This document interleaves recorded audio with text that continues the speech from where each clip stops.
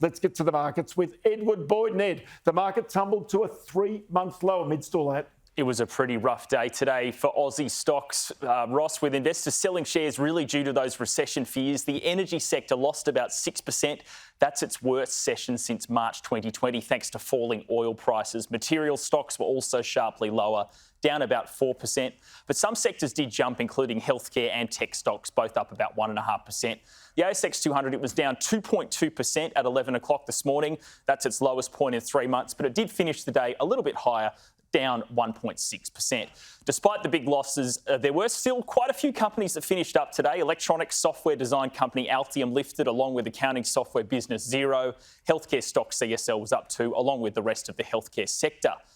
Turning to one of the worst performers, and Costa Group, Australia's largest fruit and vegetable grower, was a standout.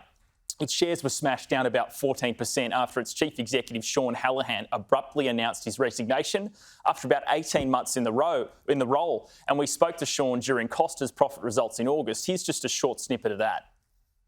We've been facing some challenges in the traditional areas, the people that we use to harvest our crops, the fertilisers and chemicals that we need to grow them, transport and logistics to move things around, energy costs as well. Harry Debney, who led Costa as chief executive for about 11 years until Sean took over in April 2021, has been reappointed an interim CEO.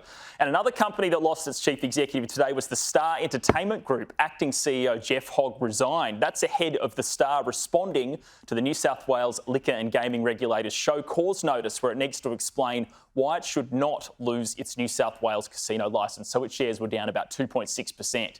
Other worst performers included coal miner Whitehaven, which dropped away sharply. Link Administration, last week it confirmed the takeover by Dye & Durham was off, so its shares dived.